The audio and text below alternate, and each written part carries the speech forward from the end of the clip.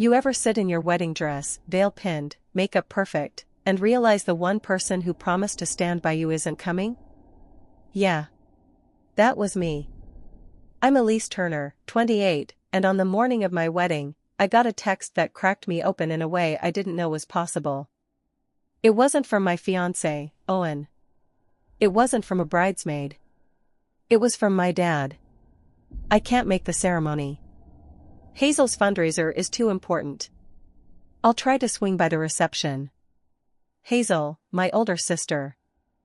The golden child. The one who always managed to pull him away from me. Collision. Welcome to the Betrayal Diaries. If you're new here, hit subscribe, because trust me, you're going to want to see how this betrayal turned into a day I'll never forget. The phone slipped out of my hands and landed on the carpet with a thud. My bridesmaids froze mid-laughter. One of them still clutching her curling iron. Another with mascara wand in midair. What happened? They asked. My dad, I croaked. He's not coming. He's choosing Hazel. Again. The walls of the bridal suite spun. I was 13 again, standing at my mom's funeral while my dad swore he'd always be there for me. It's you and me now, kiddo. Team Turner. A promise that clearly expired the minute Hazel snapped her fingers. 9 months ago, when Owen and I picked our date, Dad had been thrilled. We even toasted to it at his kitchen table. Nothing would make me prouder than walking you down that aisle, he'd said. I wanted to believe him. But then Hazel scheduled her big charity gala for the same day. And the excuses started trickling in. The traffic might be rough. Hazel really needs family support right now. I'll make it work, don't worry. And now, 3 hours before my ceremony, he chose. Not me. Her. The room felt too small. My wedding dress too heavy. My heart beat a drum against ribs that felt like they might crack open. And just when I thought it couldn't hurt more, my maid of honor, Jenna, stepped forward with her phone in her trembling hand. Elise, there's something I need to show you. On the screen was a thread of messages. Hazel, bragging to a friend. Dad's still torn about Elise's wedding. I'll fix that. Already working on it. She won't even notice. My stomach dropped. Hazel hadn't just scheduled her gala on my wedding day. She had manipulated him into abandoning me. Again. And that? That was the moment I realized, if my dad couldn't see through her lies, then I'd have to show everyone else the truth. High Voltage. Don't go anywhere. Part 2 is where my uncle steps in, and I finally see the family I've had all along. Subscribe so you don't miss it, and tell me in the comments, would you confront your sister before walking down the aisle, or let the day go on without her? When Hazel's messages lit up Jenna's phone, I swear the air in that bridal suite turned to ice. My own sister, bragging that she'd pulled Dad away from me. It wasn't an accident. It wasn't bad timing. It was sabotage. And I wanted to scream. Throw the bouquet. Rip the veil from my head. But instead, I sat down in that big velvet chair and let the silence press down on me. That's when the knock came. It wasn't Dad. It was my Uncle Ray. Now, Ray wasn't the polished type. He wasn't the guy you invited to galas or put on a brochure. He wore boots to brunch and smelled faintly of sawdust. But he was the one who taught me to ride a bike, who showed up to every school recital, who sat through hours of me singing off-key in the living room when Dad was too busy. Ray stepped into the room, hat in hand. Kiddo, he said softly, I heard your old man's not coming. My throat tightened. Hazel got him, I whispered. For a moment, Ray's jaw worked like he was grinding gravel between his teeth. Then he crossed the room and knelt beside me. Elise, that man's been blind to Hazel's tricks for years. But you? You're not walking down that aisle alone. Not today. Not ever. The bridesmaid's eyes were wet. My maid of honor was flat out sobbing. And me? I felt something crack, not the sharp crack of pain, but the slow crack of light breaking through. Will you? I asked, voice shaking. Ray nodded. With honor. And so it was settled. I wouldn't have Dad on my arm. I'd have the man who actually showed up. The one who'd always shown up. The ceremony started late, makeup retouches, a few shaky breaths, but when those doors opened and I saw Owen waiting at the altar, I didn't see the empty space where Dad should have been. I saw Ray steadying me with every step. But of course, Hazel couldn't leave it there. Because while I was walking down that aisle, she was at her gala, live-streaming speeches, and tagging our family in her posts. As if she wanted the whole world to see exactly where Dad was, beside her. And that's when the whispers began. In the pews. Among friends. On social media. People weren't buying Hazel's glitter anymore. They were starting to connect the dots. High Voltage Part 3 is where I stopped licking my wounds and started planning. Hazel thought she'd humiliated me on my wedding day, but I was about to turn her own spotlight against her. Don't miss it. Subscribe to the Betrayal Diaries, and tell me in the comments, if family sabotaged you on your wedding day, would you forgive or would you fight back? The honeymoon glow never really arrived. Sure, Owen and I laughed, danced, cut the cake. But every time I glanced at my phone, there was Hazel, posting from her gala, dripping in sequins, standing beside Dad like she was his only child. And the comments stung worse than the champagne bubbles. Wow, such a proud dad. Hazel, you and your father are an inspiration. No mention of me. No acknowledgement that it was supposed to be my day. But instead of crying, I screenshot everything. Every smug caption. Every tag that conveniently left me out. I wasn't going to beg for attention anymore. I was going to build my case. Here's the thing about Hazel, she thrives on image. Charities, speeches, photo ops. It's her currency. Dad was just her biggest investor.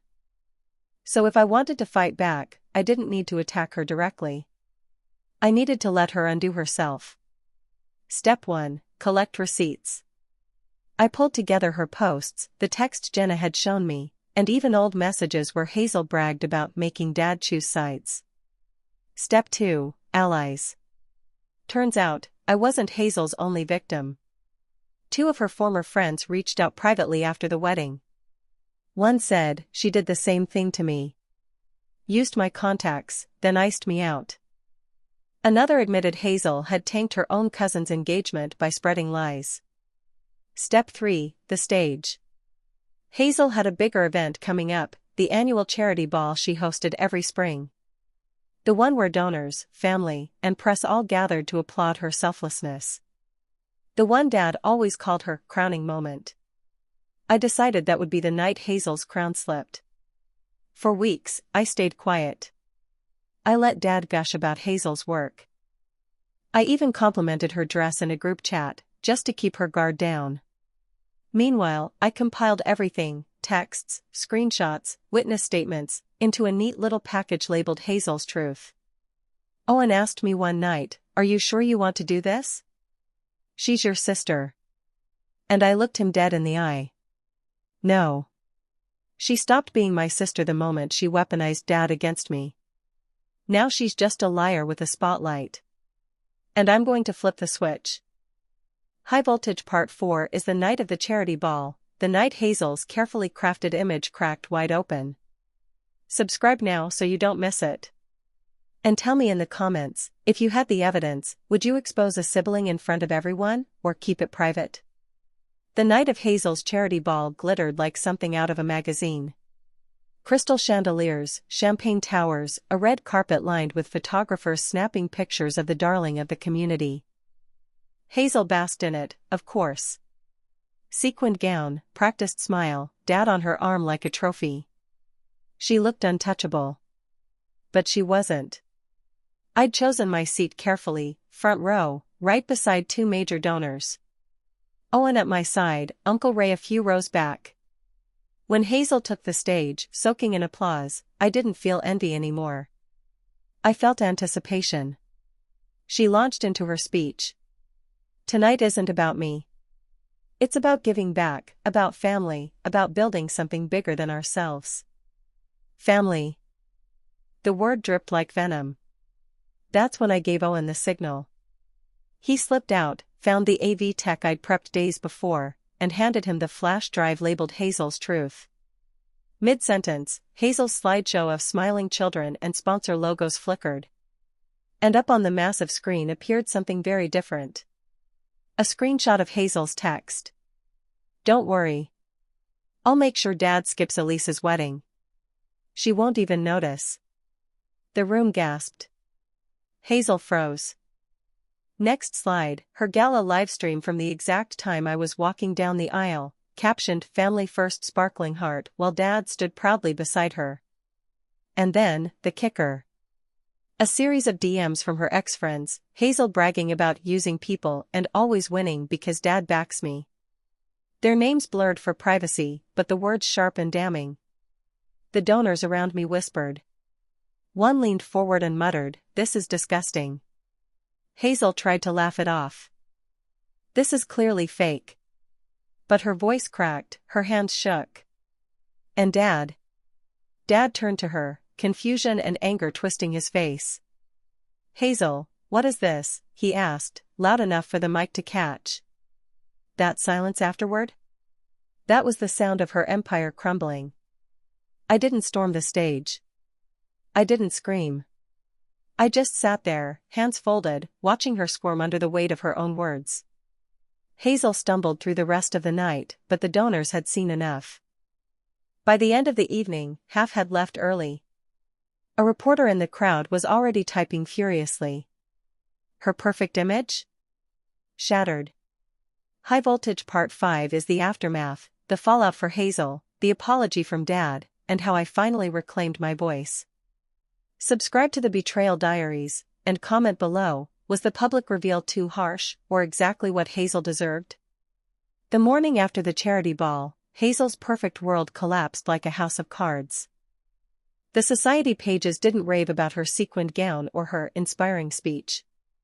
Instead, the headlines read, "Charity Darling Exposed, Sister's Wedding Sabotaged for Spotlight." Her donors pulled out within days. Board members voted her off the foundation she'd built her reputation on. Invitations stopped coming. The phone that used to buzz with praise went silent. And Dad? He showed up at my doorstep. Not with excuses.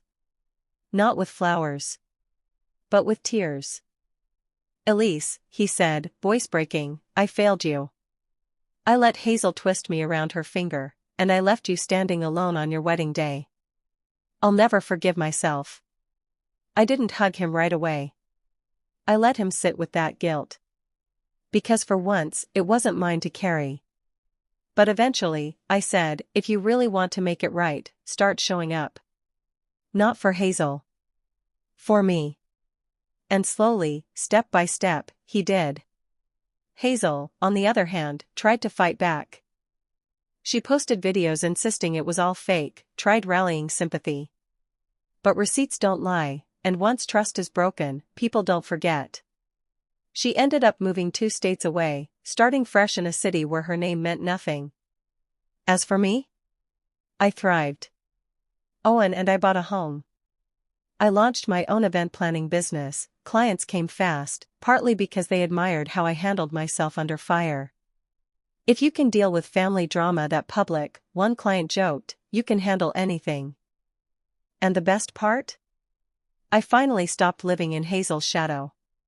For the first time, people saw me. Not as the forgotten daughter, not as the sister left behind, but as the woman who stood tall when others tried to knock her down. Here's what I learned: betrayal cuts deep, but revenge doesn't always have to be rage. Sometimes the sweetest revenge is truth, served plain, in front of the very audience they wanted to impress. Hazel wanted to be the star. Instead, she became the cautionary tale. And me? I got the one thing she could never steal, my peace. High Voltage, that's the end of my story. What do you think? Was exposing Hazel at her own gala too cruel, or was it exactly the justice she deserved? Let me know in the comments. And don't forget to subscribe to the Betrayal Diaries for more shocking betrayals, jaw-dropping twists, and stories where karma always delivers.